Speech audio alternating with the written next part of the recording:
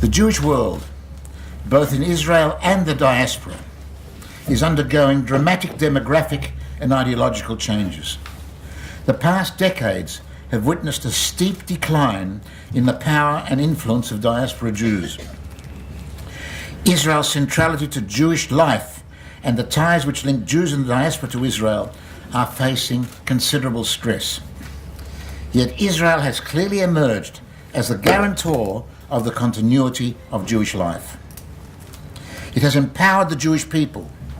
It has absorbed Jews from all corners of the world, ranging from Holocaust survivors to Jews from Arab countries, from Soviet Jews to Ethiopian Jews, and miraculously molded them into a resilient nation.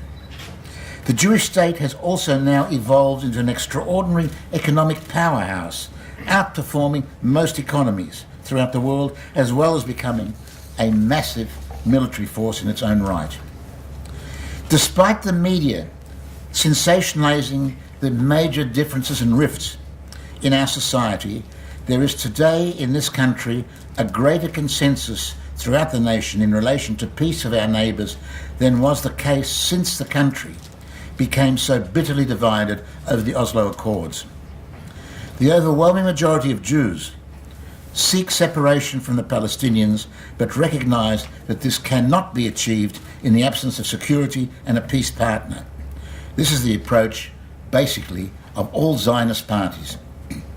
Aside from the joint Arab Party, those opposed to this approach comprise of a dwindling, now almost fringe group of deluded leftists who attract disproportionate attention with their extremist views publicised by the post-Zionist newspaper Haaretz, which to my mind causes us more damage in terms of our reputation throughout the world than any of our enemies. And we have a few right-wing radicals seeking to annex all the territories, despite the fact that if we achieve this, we would transform Israel into a binational state, another Lebanon. In contrast to the accelerating alienation from Judaism amongst diaspora Jews, Israel over the past few decades has, aside from the ultra-Orthodox upsurge, undergone a revolutionary revival of spiritual awakening accompanied by increased religious observance. And I say, putting aside the Haredim and the extreme right. The Sephardi respect for tradition has led to a greater appreciation of religion and Jewish heritage throughout all streams of society. The aggressive secularism and polarization between the religious and secular streams of the early state have abated, and there is even somewhat of a renaissance of traditional and religious observance amongst young Israelis. But major conflicts in the religious arena remain unresolved.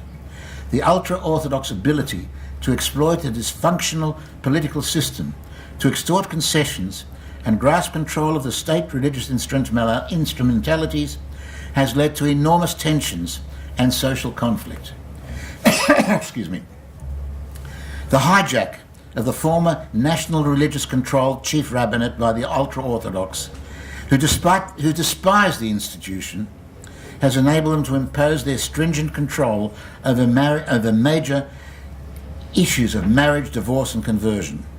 The power of the Haredi parties in the government also allow them to maintain an educational system which eschews all secular studies, denying graduates the opportunity of acquiring a meaningful livelihood. Rabbis in the Haredi yeshivot enjoin their students, or some of them do, enjoin their students to continue learning full-time and discourage joining the national workforce. This has economic implications and dooms most Haredim to poverty, dependence on welfare, or on the earnings of their wives. Their adamant refusal to serve in the IDF has created enormous tensions and resentment by the majority of Israelis who demand that they share the additional burden. In addition, the excessive stringency and lack of compassion displayed by some ultra-Orthodox rabbis controlling conversion has not only created enormous bitterness, but deters those not halachically Jewish from undergoing conversion. This has awesome long-term implications, especially with the large numbers of Israeli-born children of parents who made Aliyah from the former Soviet Union. Regrettably, no rabbinical leader has emerged to replace the late Sephardi chief rabbi Ovadia Yosef, who, whatever his strengths and weaknesses, his standing and courage, despite fierce opposition, found a halachic solution which enabled the absorption of Ethiopian Jews. The Ethiopians posed far more complex halachic issues than children of mixed Russian unions who, on the basis of halacha, are classified as Zera Yisrael, and should have been treated more leniently than other applicants for conversion. What has also frustrated most Israelis, secular and religious alike, has been the efforts by the chief rabbinate to restrict the eligibility of rabbis officiating in marriage and conversion.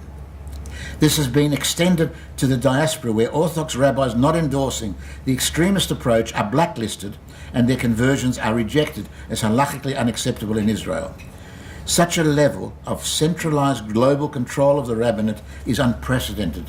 For 2,000 years in the diaspora, every community formed its own local rabbinical court for such purposes. The Knesset sought to rectify such issues as the draft and compulsory core curriculum in the Haredi school system. But with the Haredim now holding the balance of power in the current government, these efforts and reforms are being jettisoned. Yet let me say, there is light at the end of the tunnel. Many ultra-Orthodox rabbis today are a far cry from their fanatical pre-state anti-Zionist counterparts and realize that the current lifestyle of Haredim revolving around study in the Kollel cannot be maintained. They are facing a financial ticking time bomb which can only be diffused by the Haredim becoming fully integrated in the workforce.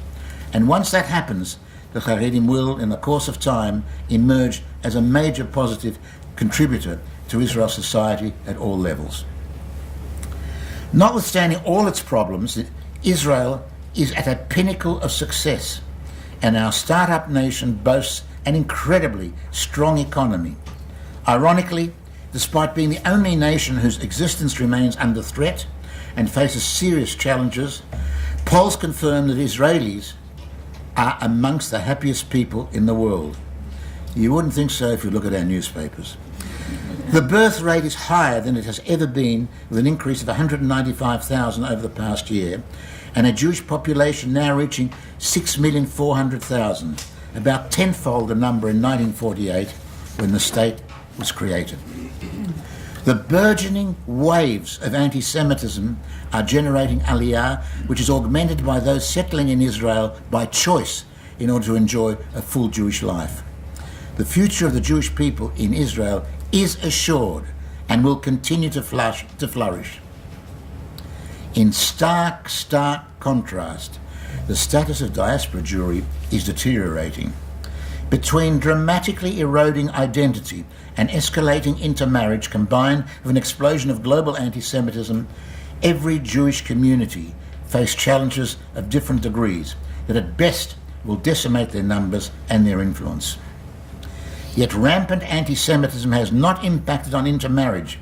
Indeed, it is clear that in an open society today, campaigning against intermarriage on anything other than religious grounds is a lost cause and is justly considered racist.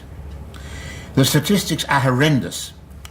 In the United States, levels of intermarriage outside the Orthodox stream run as high as 80%. Only a minuscule number of children from these mixed marriages retain any meaningful Jewish life. It is clear that if these trends continue, and they almost certainly will, we are witnessing an ongoing dramatic diminution in the number as well as the influence of American and other diaspora Jewish communities, many of which have already been decimated. The only exceptional group within this are the Orthodox, who currently comprise only about 10% of the American Jewish community. They don't intermarry they intermarry very little and have a much higher birth rate than other streams, 4.1 versus 1.7 children for the non-Orthodox, which is below the replacement rate. Over the next decades, as their numbers increase, it is they, in their manifold approaches ranging from extremely insular ultra-Orthodox Haredim to the radical open Orthodoxy, who are likely to emerge as the most dominant section of diaspora Jewish life.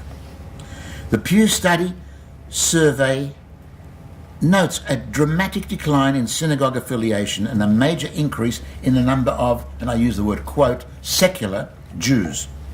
This is utterly misleading because there is no revival of secular culture, and this secular category is without doubt primarily comprised of nominal or totally assimilated Jews who have nothing to do with Jewish life. Even if they classify themselves as Jews, the assimilated or offspring of mixed marriages express their Judaism by substituting genuine Jewish values with universal liberal objectives such as social justice, often referred to as tikkun olam, mending the world. This dispenses with particular Jewish objectives such as, and I use the word in inverted commas, tribalistic support of Israel and ritualistic Jewish observances, and turns to, quote again, prophetic Judaism, paying lip service to universal issues with no uniquely Jewish relevance.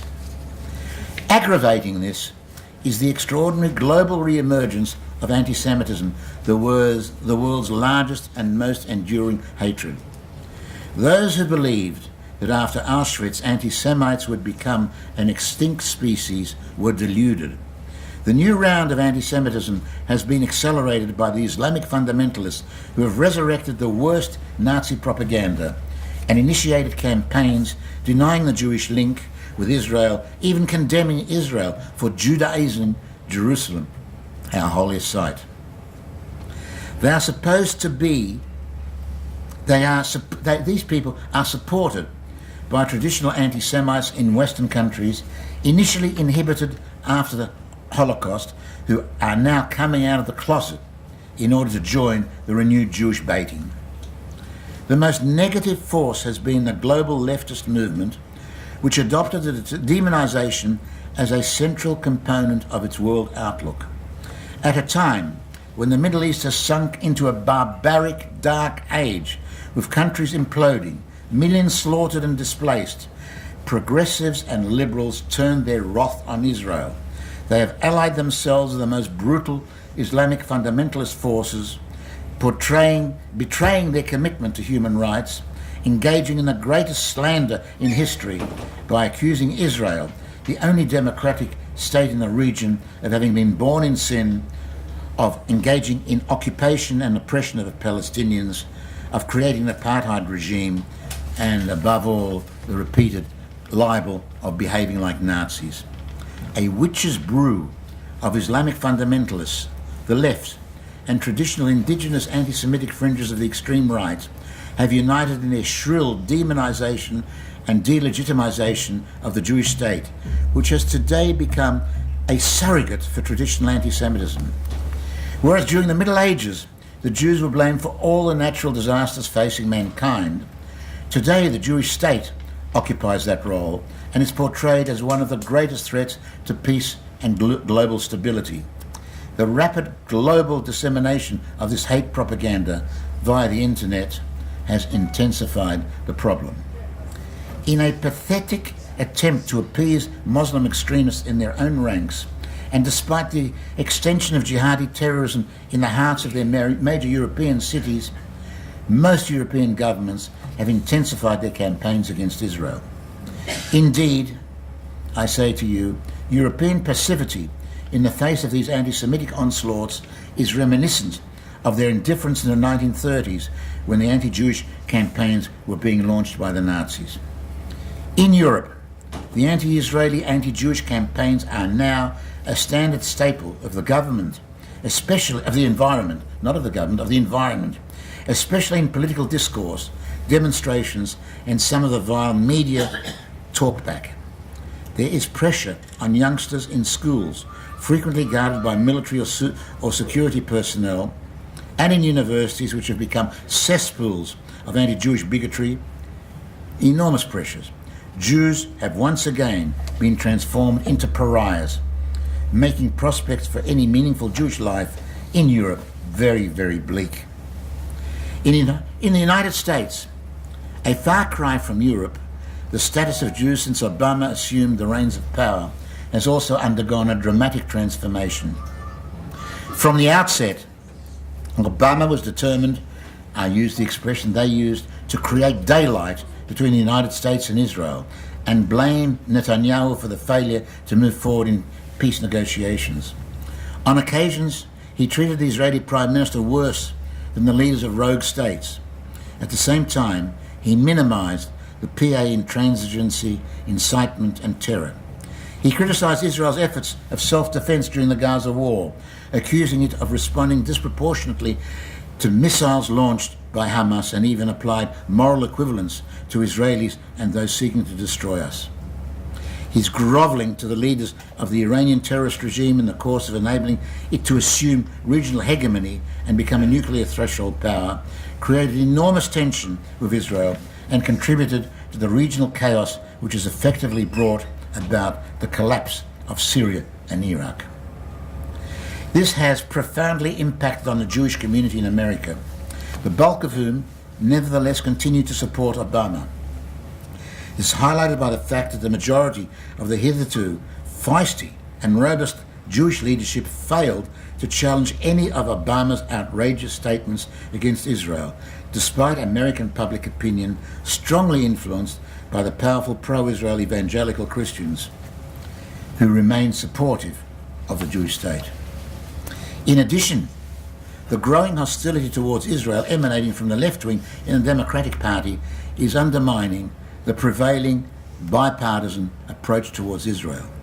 Currently, the polls show Republicans favoring Israel to Palestinians by a margin of 75-7, whilst Democrats favor Israel over Palestinians by only 43-29, a major difference which continues to widen. The Obama administration has also legitimized and encouraged the emergence of hitherto marginal Jewish groups like J Street and even more radical anti-Israeli factions, promoting the impression that they, no less than the established leadership, represent the Jewish community. This has encouraged renegade Jews to be at the forefront of the campaign to demonize and delegitimize Israel. They are at the vanguard of the BDS movement and demand the right to use Jewish platforms to promote their hatred. In some campuses, they lead the anti-Israeli and anti-Semitic movements. They receive major exposure, disproportionate to their numbers, from the liberal media, which fawns on them. Jewish anti-Semitism is not a new phenomenon and can be traced back to Jewish apostates in the Middle Ages. During the 19th century, Jews like Karl Marx were at the forefront of the worst Jew baiting. Russian Jewish social revolutionaries even praised pogroms as a vehicle to create a revolutionary environment. There were no Jewish apologists for the Nazis only because the Nazis refused to have them.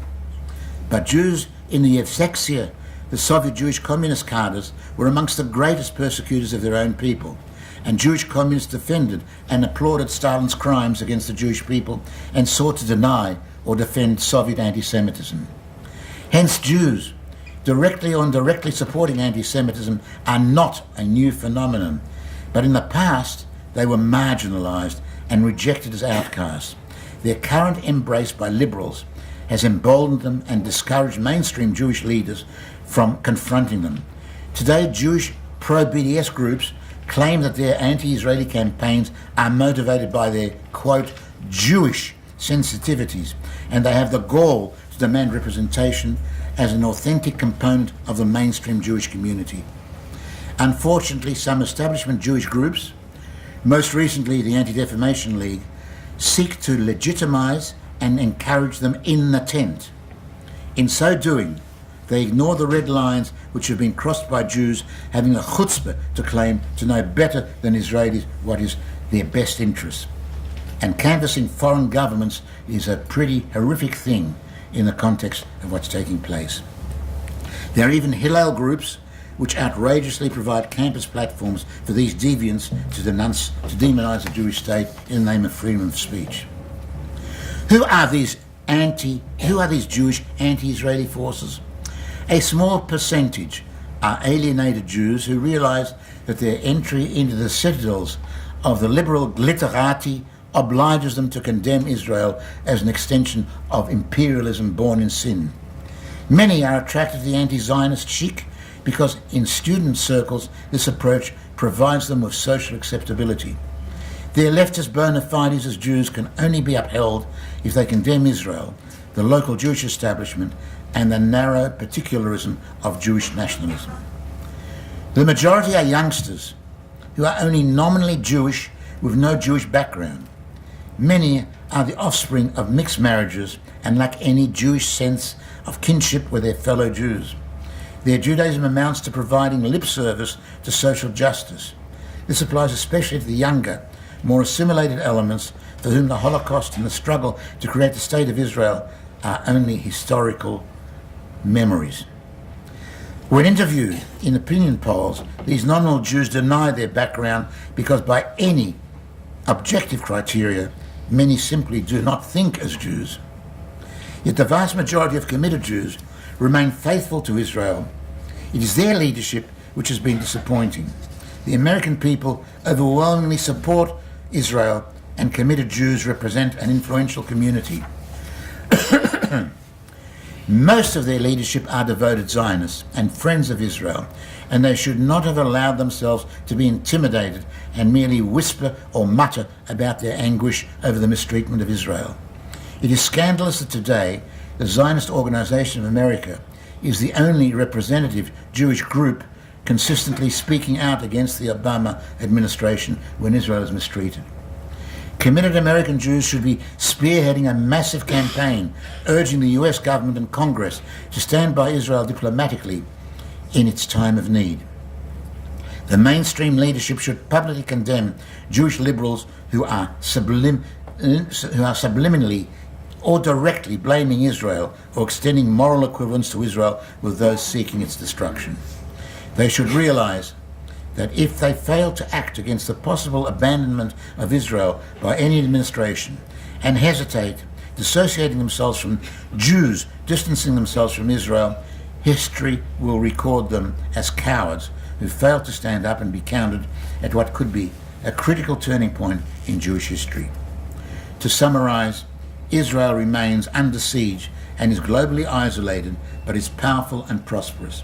It faces a long-term threat from Iran, but is better able to defend itself and deter its adversaries than any time since it was created.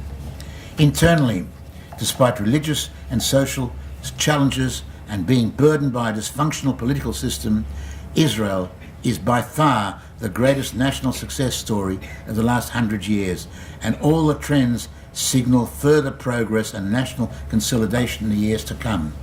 In contrast, Diaspora Jewry is experiencing various levels of crisis and the future looks bleak. Conditions for Jews in Europe are likely to worsen as the impact of the new wave of Muslim refugees and immigrants strengthens existing anti-Semitic communities and extends further pressure on lawmakers to intensify their anti-Israelism. The Jewish communities which require armed guards for protection in schools and synagogues will also continue to be the principal targets of jihadi terrorists. To raise children to be proud Jews in such an environment is an almost impossible task. Add to this the intermarriage statistics and the desire of some Jews to relinquish their identity and merge into their national communities, it is clear that Jewish communities in Europe and South America will become decimated. The situation in the United States, Canada and Australia is less acute, but even there the level of anti-Semitism has risen. The campuses are hotbeds of anti-Israeli and anti-Jewish incitement, and the liberal media has become hostile to Israel. One can no longer argue that American Jewry is unique and immune from the tensions affecting other diaspora communities. Despite the support of many evangelical Christians and public support for Israel, many Jews are concerned, insecure, and sensitive to accusations of displaying dual loyalties. More significantly, American Jewry is being decimated by intermarriage, sharply reducing its numbers and influence. There is also a dramatic polarization within American Jewry between the Orthodox and Reform, with rapid erosion of the centrist groups like the conservative movement. In a reversal of roles, the future of the diaspora is dependent on support from Israel. Israel will need to engage in global campaigns to strengthen the eroding Jewish identity. Programs like Birthright must be encouraged and intensified. Investment is required to provide higher levels of Jewish education, which today is at an all-time low in communal Jewish literacy. The fact is that despite its many challenges, Israel is an extraordinary success story and will determine the future direction of global Jewry. There will always be Jews living in the diaspora. Simon Ravidovich referred to them as the ever-dying people. But will they continue to enjoy their existence as vibrant communities? That's the big question mark. Hopefully, aside from turning to Israel as a haven from persecution, increasing numbers of those sensitive to Jewish continuity will also opt for Aliyah, or at least encourage their children to do so. I thank you very much.